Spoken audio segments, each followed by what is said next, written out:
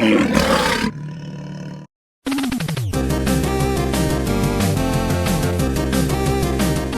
news though, beautiful baby girl. We've been really busy. We kind of missed the video actually. Usually we have our videos come out every Monday. I needed to shoot something to keep content on our channel. Dive into it. This is Q&A with Nate. He asks if I could choose two universes to clash, what would the two universes be? Fuck, that's hard.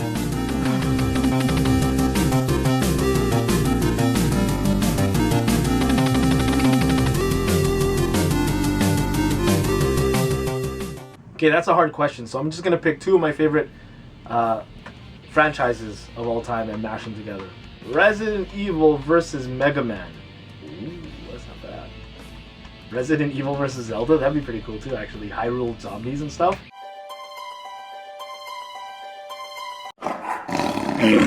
Yeah, Resident Evil versus Zelda. There you go, you bastard. That's a hard question. And he asks another question, Brandon. Here's another. I just thought of, if you could choose six Pokemon, if you could choose a 6 Pokemon team roster with only one legendary, who would it be? I guess. I don't know. I don't watch Pokemon. I don't play Pokemon.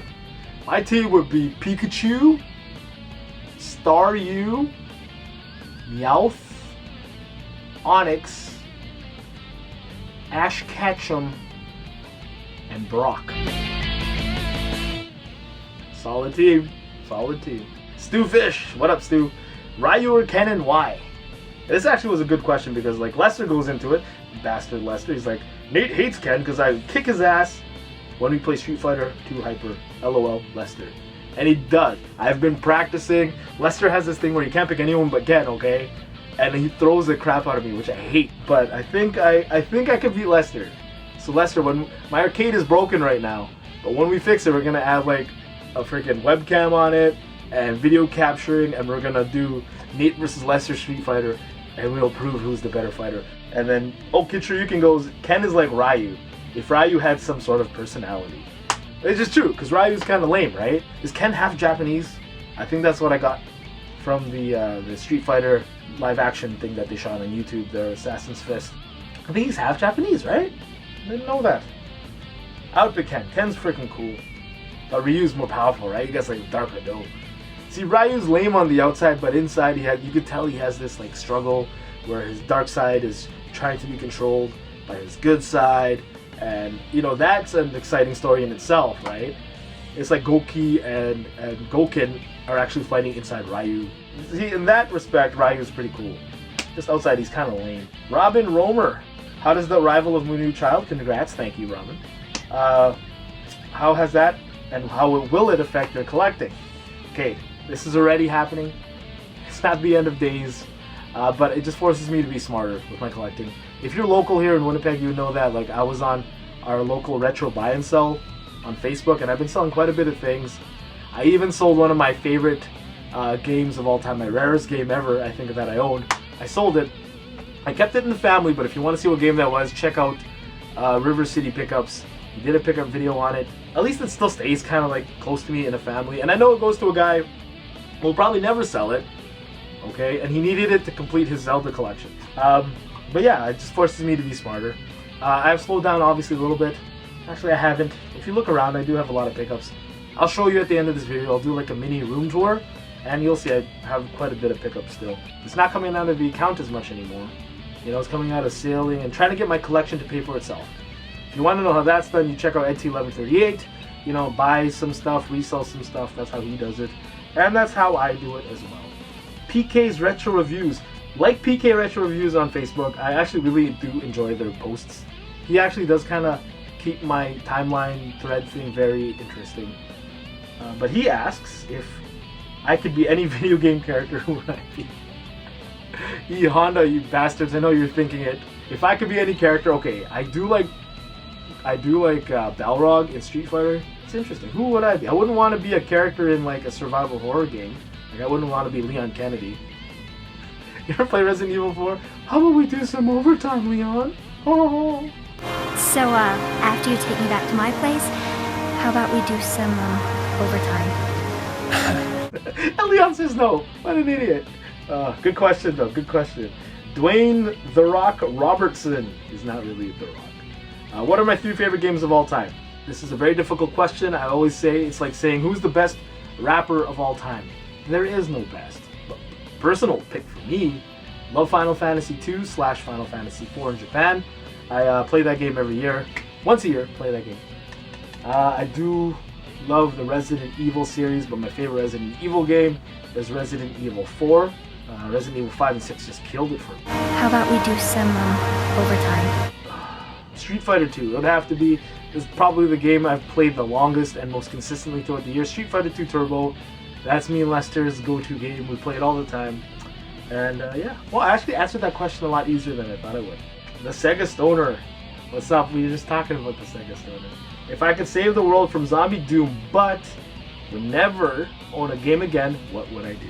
Is a gameless world worth living in? Of course I'd save the world. What kind of question is that? But if I didn't have video game collecting, I'd probably be into like Blu-rays or something. Comic books would be something I probably would have collected. I actually stopped collecting comic books to collect video games, which in my mind is kind of reversed because I personally think comic books will last in value longer than video games would. But you know, I love video games more, right? So that's why I collect video games, not as an investment. But yeah, good question. I would save the world because there's other things to love besides video games. Like my daughter, hello. Juan Suarez asks, last question, how many games do I own? Okay, Lester will attest to this, and if you watched the channel for the past 2 years, you know it. I've tried many times to archive this collection, never been successful at it, okay?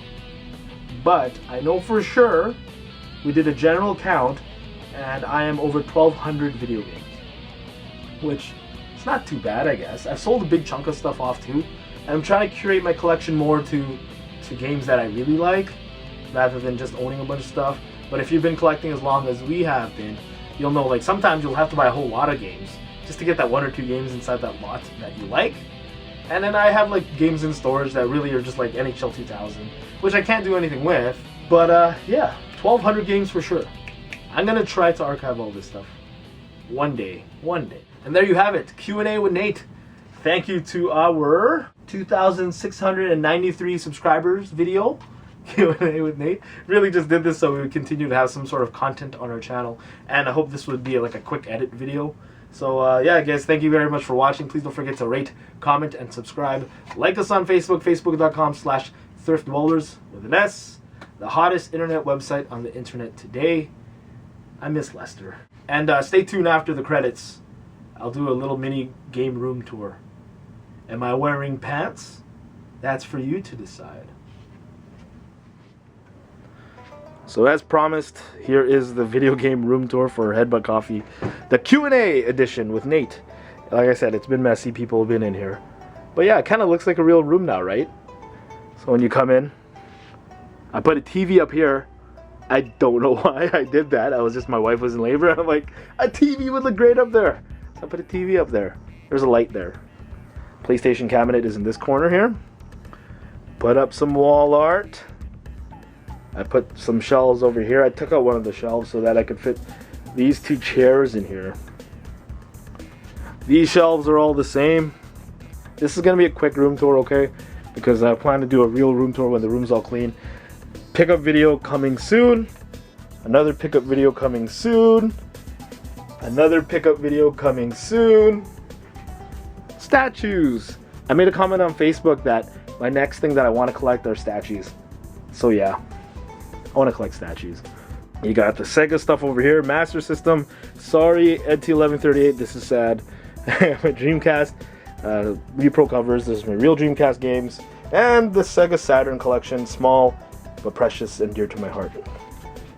Did I ever show this in a pickup? Yeah. This is from Kid Shoryuken. What up? PS1 games. People really like these custom spines that I made. I made a custom spine set for the Capcom Fighter's Edge collection for the PS1. Actually, that one turned out really cool. There's some greatest hits PS2 games tucked away in the corner like the bastard child Hugo from The Simpsons. Media Tower. All the retro stuff's on there. If you look up here, there's an empty stand where Zelda Factory Sealed Edition was held, sadly. recently did a retro video game convention for charity. This is a thank you letter. I got it framed. I'm still gonna make Ed a copy of this for his own records too. But yeah, it's really cool. It says thank you to all retro gamers. There you go. I got a Master Sword from a liquidation store. I thought it was okay. Not the best, but whatevs. There we go. Top of my first Nintendo ever and a red controller. You know, just trying to mess around with custom stuff. I thought that turned out pretty good actually. Got my favorite poster that I own right there. This is the shelves. The couches used to cover this big empty space over there. But there's no couches there anymore, so I gotta add more shelves. Pickup video number 4. Those of you who know what this is. Very happy. I just said this was one of my favorite games of all time. And Steelbook. I was debating whether I wanted to buy universal game cases like Jason from Canadian Zangief or just buy more games instead with the money. This is the best way to display your N64 collection, which to me is sad. They just look really unclean. Yeah. We recently did a video with 3 YouTube channels in one, and I ended up with this sweet little collection of Famicom titles. Don't want to spoil it too much, but yeah, I think I did the best out of the whole group. Funny enough, right? PSP games, my small Super Famicom collection. I don't know what those things say. Posters. My shadow. And this is the room from the other angle. This is what everyone always sees. Anyways, thank you guys very much for watching. Don't forget to do all that good jazz. Comment, rate, subscribe. That's it from Nate. Peace.